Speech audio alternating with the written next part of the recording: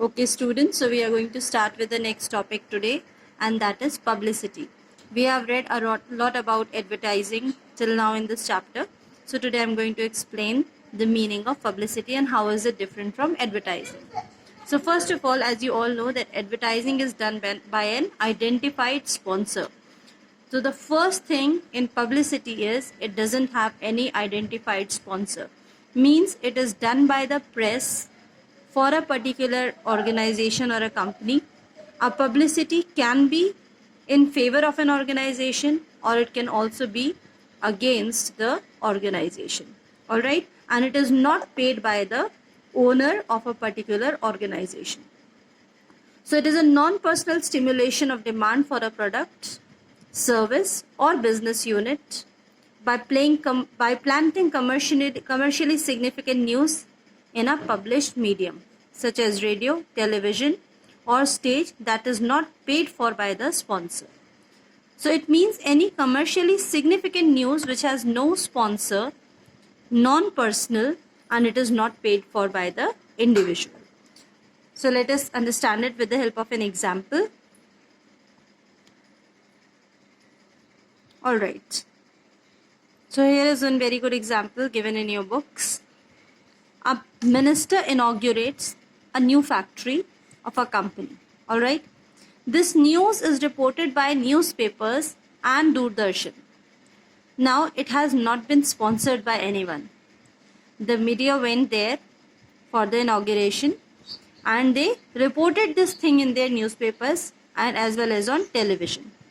Now this thing will improve the image of the company in public, although nothing has been paid by the sponsor to the media.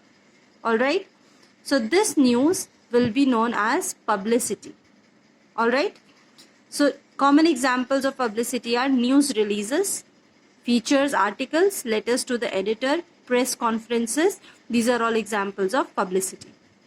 So publicity, you can say it is an inexpensive, timely and credible. Credible means convincing method of promotion, but the organization has no control over publicity. Publicity can be for the good of the organization as well as it can also hamper the reputation of an organization.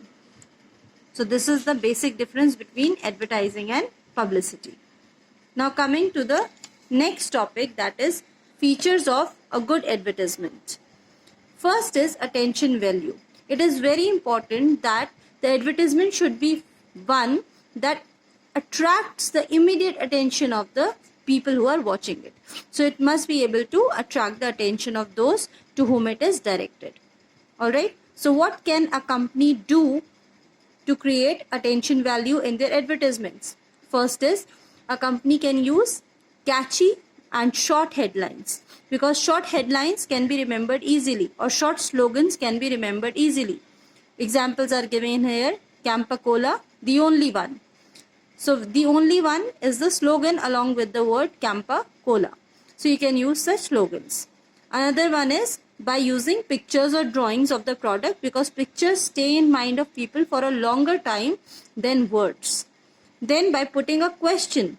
For example, Life Insurance Corporation, it uses this question, is your premium due this month? So this type of question can also help people to attract their attention towards the advertisement. Or by quoting the price. If your product's price is low as compared to other products, then even prices can be quoted. Then next is by inserting reply coupons for gifts or free literature. When you open certain products, you find out coupons in that you have to fill and return back, right? So reply coupons also create attention value. Then by using artistic borders, blank spaces, bold types, bright colors, these are all methods to create attention value in an advertisement. Next important feature of a good advertisement is memorizing value. Means it should be such that the consumers can easily memorize. So the design and the layout of the copy word means advertisement. The design and the layout of the copy should be such that it has a lasting impression on the minds of people. For this, the brand names and the trademarks should be repeated again and again in advertisements. Then next is suggestive value. Suggestive value means you are suggesting something to the consumers about the product. So the copy should suggest the advantages, the uses of the product. Emphasis should be given on the superiority of the product and how is it necessary to create consumers' interest.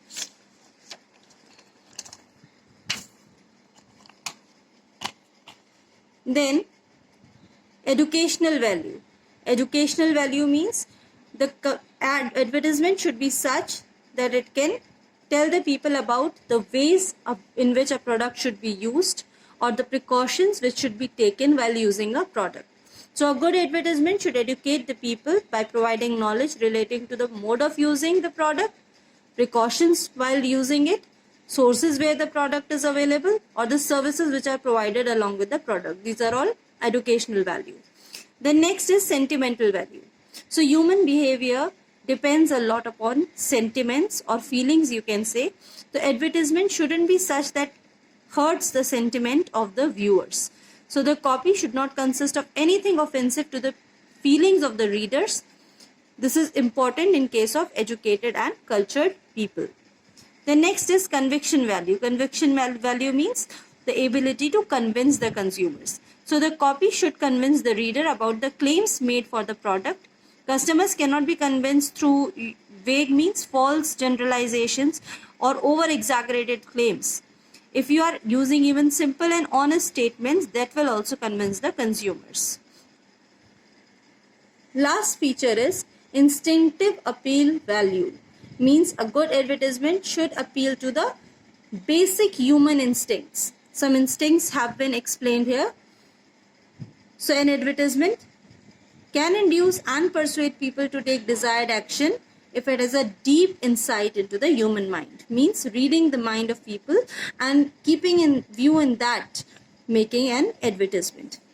So these are the certain human instincts which have been identified by the psychologists. First is self-preservation. Every human being, they want to protect their health, they want to protect their families and belongings. This should be kept in mind while making an advertisement, especially for food and toilet products, insurance policies, locks and almirahs. The next is hoarding instincts. Hoarding means accumulating, means keeping a stock of certain things. So all of us are inclined to accumulate useful things. This instinct should also be kept in mind while creating an advertisement. Self-display. Everybody, every human being, they like to be distinctive. They want to show themselves as a different personality as compared to other people, whether it be with the help of a dress or a hairstyle. So self-display is a common human instinct.